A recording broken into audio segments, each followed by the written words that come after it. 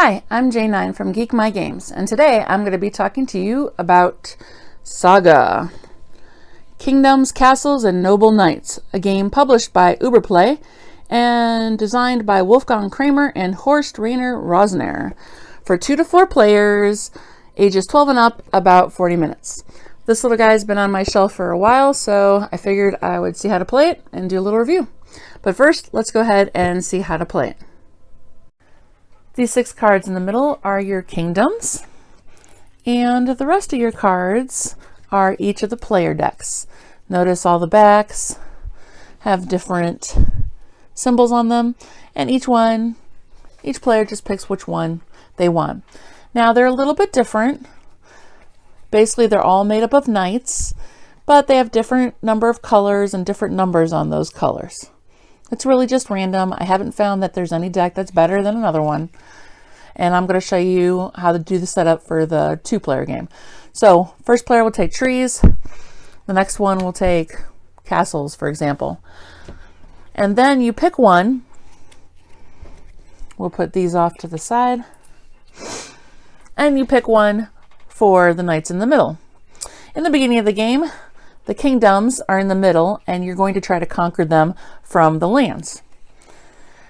To set up, you're going to mix these cards up, your extra deck here.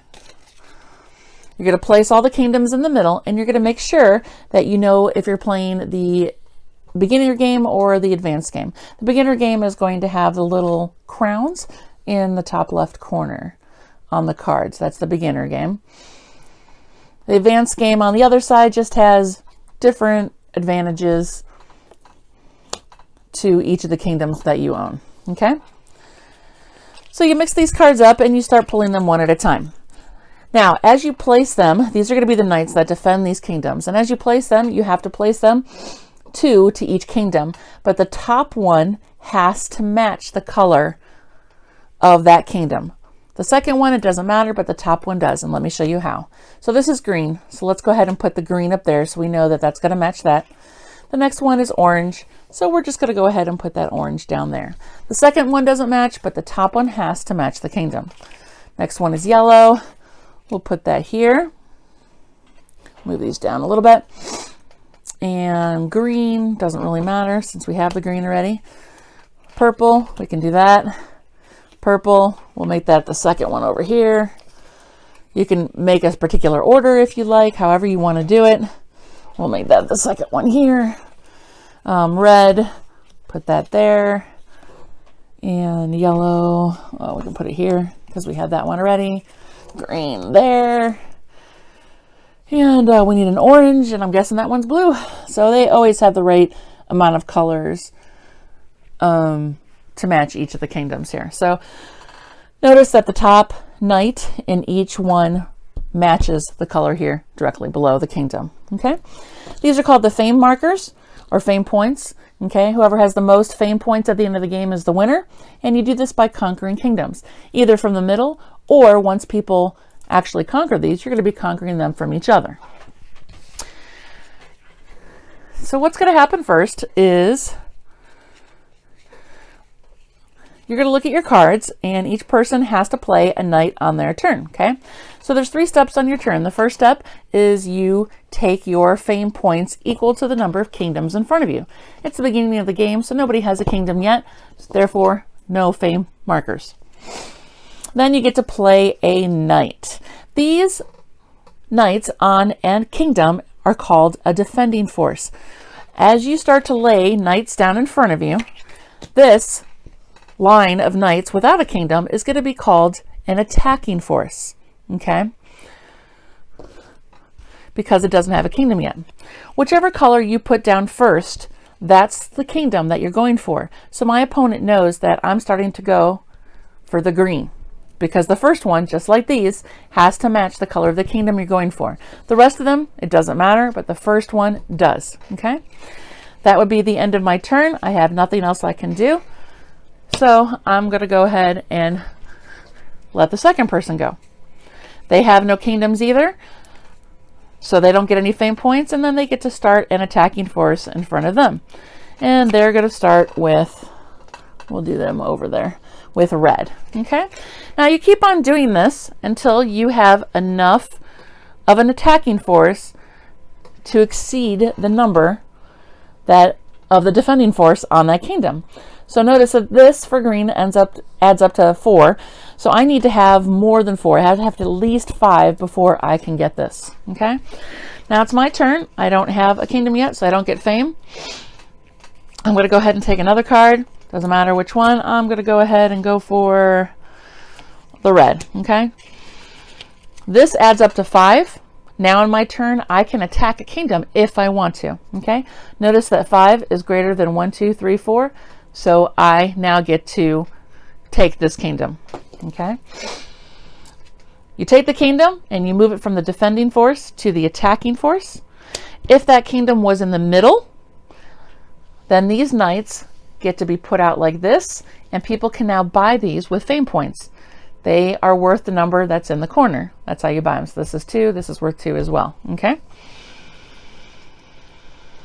if you're getting a kingdom from somebody else in the game, the cards that are left over from that kingdom, from the attacking force or the defending force, you actually have to pick up and put in your hand, and you get to keep those, okay, and use them. Now you'll notice when you get each of these kingdoms, if you look at each of the cards, they all have something different written down below. That's because each of the kingdoms represent special abilities. So let me put this back up here for a second just to show you, okay? These are all called lands or kingdoms. So this is the forest lands, this is the shadow lands, sea lands, gold lands, castle lands, and pasture lands. Okay, this is the income that you're going to get at the beginning of each turn. Notice that they're all 1 except for gold, which is 2. So of course this is going to be a more highly coveted kingdom over there. All right, and they all have special abilities. This one doesn't have a special ability because the special ability is that you get more fame for owning it. Okay, this one has a +1 defense always. So whoever owns it, you always have to have 1 more.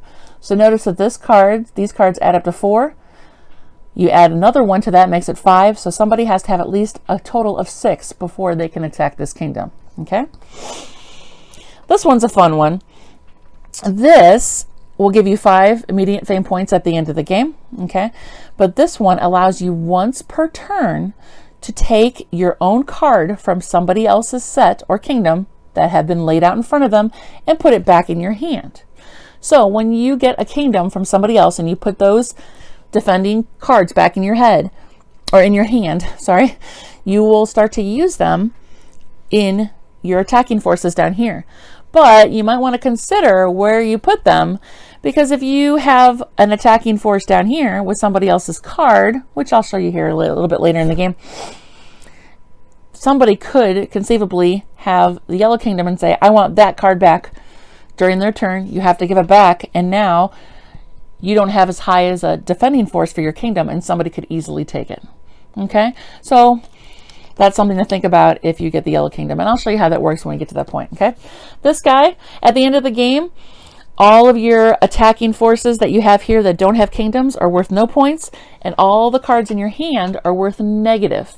Okay, what this forest land does for you is that all the cards in your hand, if you're not the one that goes out, are not negative points. They're worth nothing. So that's really helpful to have at the end of the game if you don't see yourself going out and you have a lot of cards in your hand. The Shadowlands, if you have this one once, only once, not once per turn, but once, you can turn this card upside down, and from your hand, almost like an extra action, you can take another card and put it in there as a defending force. Just to, if you see somebody going for purple and you think they're going to take it from you, that's really nice to have. Okay. If somebody else steals this from you, then they can do it once. If you steal it back from them, you can again do it once. Okay. But it's basically just once per ownership of that kingdom every time you defeat it. And you don't have to do it right away. You can wait. But then you risk, of course, the, somebody else taking that from you. And let's see, the sea lands allow you to take one of your attacking forces that are normally worth nothing at the end of the game and actually count them as extra points at the end of the game. So if this was one of my attacking forces that didn't have a kingdom, notice there's a 4 and a 1 on it. That would be worth an extra 5 points at the end of the game if I owned blue. Okay, so those are the special things. So I took this And those are now available for sale or to helpful knights, okay? And I have this, and it's the end of my turn because I have played a card and I have defeated a kingdom, so I am done. Now we'll take this guy, and notice he has to get at least a 5, and he decides to go for 7, okay? So I don't know if you can see that or not. There we go. Notice he has 7 points now, so he can get this card right here. So he attacks this kingdom and takes it, and these two are now, we'll move that down here, put up here as extra knights that you can buy with fame points once we start earning those, okay? So he's done with his turn. This guy here is going to go ahead and let's see. Let's try for gold, because that gold is a good one, right? At least it looks like it. It can be very sought after during the game, and so people are constantly fighting for that one. Sometimes it's better to actually avoid that one and go for something else, but I've seen it go both ways in different games. So I'm going to play that one down here. And oh, I forgot, always the beginning of the game, it even says in the rules, if you forget to take your fame points during your turn, you do not get to take those fame points. So I get 1 fame point for this, and I played that card, and I'm done. So then this guy's got to go. He gets 1 fame point because he now has, so you can't see those, I'll put them up here for you. He now has that, and so he gets a fame point. All right. And then he's going to play, let's see, what should he go for? Let's have him go for yellow. So we'll put him there for yellow. And this guy, and that's the end of his turn. So I now get 1 fame point for this guy. It's his turn. He's going to get another fame point because you earn that income at the beginning of each turn. And I'm going to see, this is 8, so it's pretty high. So it's going to take me a little bit to get there. I'll go ahead and put another 2 on there. But since I have 2, I could, if I wanted to, spend these 2 fame points and get one of these cards. This one, or that one. This one I would need 3 for. And I don't want to do that just yet, so I'm going to keep on going. So the game keeps on going like this, and you keep going back and forth until you get to the point where there are no more here in the middle, okay? And everybody has one. Your cards are going to start getting lower and lower, because what happens is that people will start to want kingdoms that you have because there aren't any more in the middle. So for example, if I wanted to go for this red one, I would have to put, remember, a red card first. The top one always has to be for the kingdom that you're going for. And then later on, I could add more cards, okay? So 3, 6, 7, 8. So I could conceivably take this, because this is 7. Oh, actually I can't, because remember, this is a +1 defense. So it's actually 8.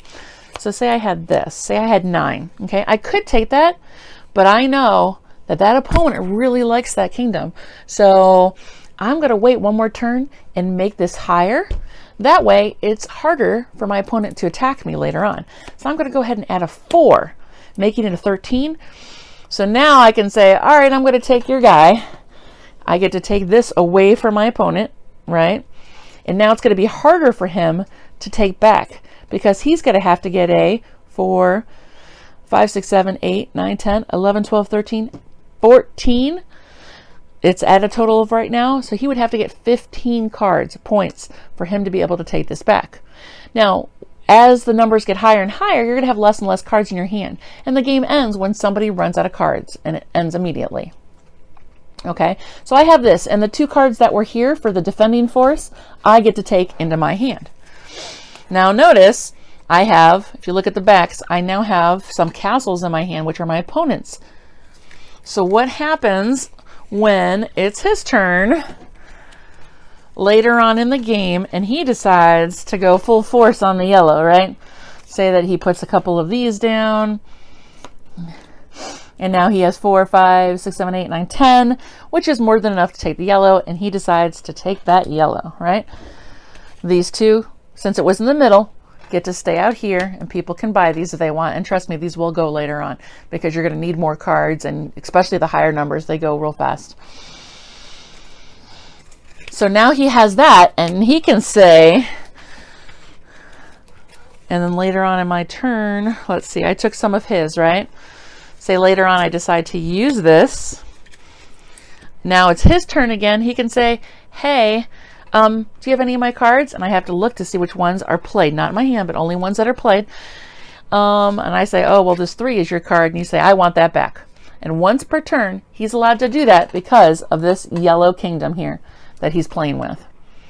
So he takes that back. Now, if it's in here, so say, for example, I actually had a kingdom that had one of his cards in it, like such, I still have to give it back to him. And now notice my defending force is a lot less. If he happens to have an attacking force that starts with a green and has more than 5 points, he could immediately take that kingdom from me.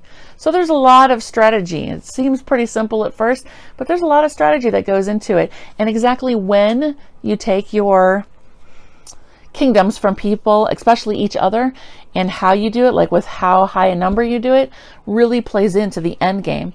Because I was winning, for example, the other day on one of these games, and I had almost all of the kingdoms, and in one fell swoop, my opponent took like 3 or 4 of my kingdoms at the very last turn, and I had no cards left to play, and the game was over and he won.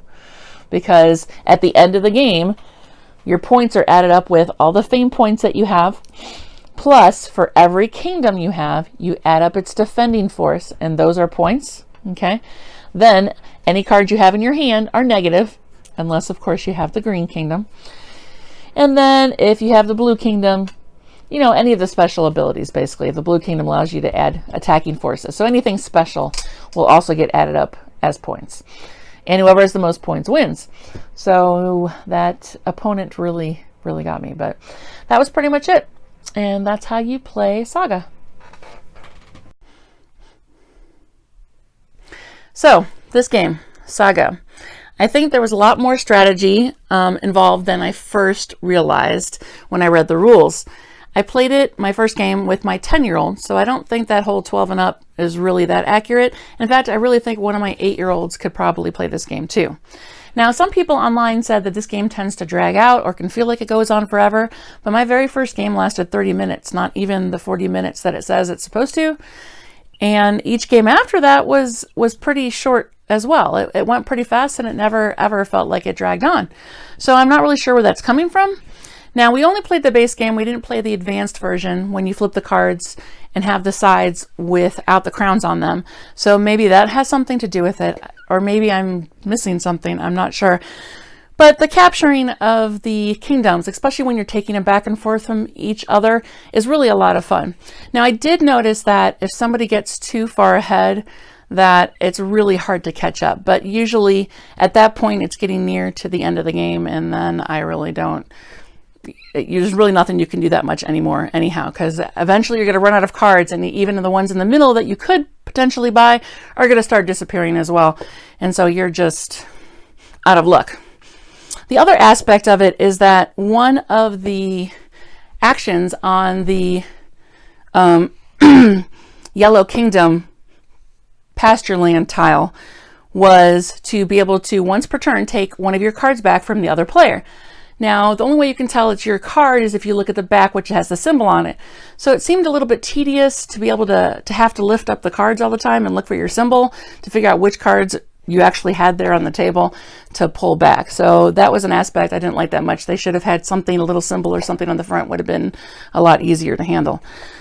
Other than that, though, the components are really nice, and I really enjoy the gameplay. Granted, I haven't played it too many times yet, so we'll see how further plays of this go. And I've only played with 2 players thus far, and it really went pretty fast. So for now, I plan on keeping this on my shelf and not getting rid of this little game. So hopefully that helped you out. And if you like this video, please go ahead and subscribe below and like the video. And until next time, don't just love your games, geek your games.